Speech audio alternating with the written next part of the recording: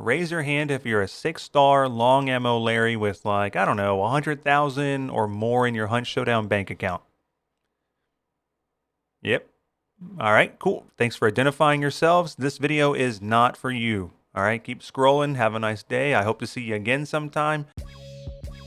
All right, now that they're gone, and it's just me and my fellow normies, I wanted to share this idea about how to make a lot of money in Hunt Showdown relatively quickly, still compete, and get ourselves back into the neighborhoods with the good schools. Turns out there's a lot of broke-ass bitches in Hunt Showdown. So much so they prestige for the money, and there's a myriad of videos on this topic teaching people about budget loadouts and money guides, all that stuff, okay?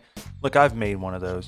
The thing about those videos is it'll be like, here's a great loadout, but also you need these 7 traits. Or they'll tell you to like run around and look for down hunters, avoid fights, just look for loot, cash registers and all that. And that takes the fun out of the game. Look, I'm not knocking the videos or the creators. By no means am I doing that. But what I am doing is simplifying this shit. A large bankroll in Hunt Showdown is really just evidence of time and success. The more you play, and the more often you're successful leaving a match alive, the more money you'll have over time. That's just how it works. Making money in Hunt Showdown, you can't really make a lot of money really fast, like in Tarkov, where you can just have a good raid, a good scav run, you jump on the flea market, you sell it all for millions of dollars, you're back in the game. There's not a real way to do that in Hunt Showdown. But this Judgment of the Fool event has made making money a lot easier. Before we jump into the next scene, I totally forgot to say this because I was trying to be cool, you know, with all the... I've made about $11,000 and I've put maybe 9 hours of gameplay into this event, and that's where I'm kind of getting my data from, okay? Anyways, let's jump back into it. You want to grab one of these free hunters. Okay, so I understand this isn't an original idea and free hunters have been around for a long time. I also understand if you think you're running lower tier weapons against better weapons in the match. But hear me out. The point of this is to maximize profits while being able to compete. That's it. All right, back on topic. With the first and third hunter, you'll always get a Frontier and a Romero. The second hunter, you will always have a Marathon or an 1865. You can compete with any of these primaries, but I tend to go for a Marathon or the 1865, and 1865 above all else because of the damage. You always get a med kit and a knife or brass knuckles, along with a weak vitality shot, a firebomb, and sometimes I've seen a dynamite stick. Now the fourth hunter, unless they have a Vandal Romero combo, I'm not really going to touch them. Next, and this is key, every hunter comes with a trait, which in my opinion sucks. However, the trait is worth 3 points. You can sell it for 2 and then spend it on Vulture, the money making trait. That's the only trait you need. P.S. If your tools and consumable slots are full, you get more money. And speaking of, buy yourself some decoy fuses because it's like having explosives but does get people moving from cover, and some chokes if you're going to play trios, or pick up some throwing knives which are still within the budget. Then for tools, depending on if your hunter already came with one, buy 2 to 3 weak vitality shots for $20 a piece. This puts your total loadout at $115 or less. Alright, so you're probably asking like, well, how do I deal with horses, and how do I deal with emulators or that new bear thing? I shoot horses. I don't care. I run right up to them and stab them as they're neighing. All right? Emulators, find the V key and just butt stroke that thing in the face. I love saying butt stroke, by the way.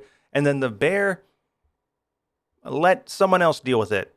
And not like how I did. That was... Oh, he gets back up. He gets back up. Oh, shit. What the fuck, man? No, get him away! Oh my god, what is happening? Oh, he's dead. Okay. In my opinion, playing with these loadouts will up your game because you're essentially playing with less and lower tier weapons, and you have to use different strategies to win shootouts. On the topic of gameplay, if you have a normal threesome you roll with, I say go to Bounty Clash because the money is basically funneling into the compound, and there's a lot of dead hunters at the end, all of which you can loot. If not, run Normie Bounty Hunt with the goal of getting the bounty and a few kills along the way for the loot. Personally, I did bounty hunts with randoms because I wanted to see the updated DeSalle map, and for this next part, which is sealed cash registers. These things got banked, dude.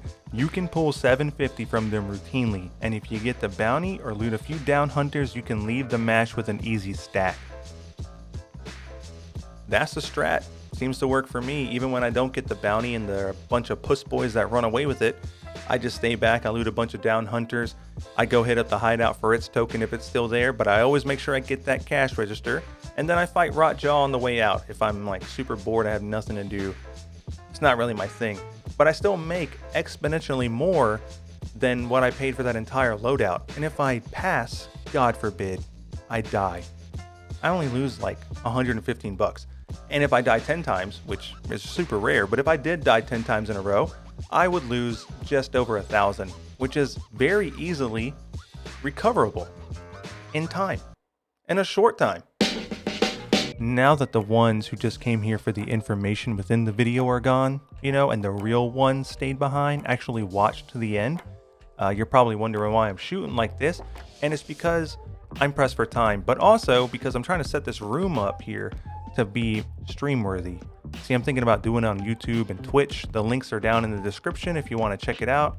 It'd be super nice if you guys came by, you know, chatted a bit. Maybe we can play some games together every once in a while. I don't know. I'm not really good at that stuff. I'll figure it out as I go. Anyways, stay tuned for some updates, and okay, bye for real this time. Never ever quit, I just kept on pursuing. Never ever quit, I just kept on pursuing. Never ever quit, I just kept on pursuing. Kept on pursuing, kept on pursuing. Yeah.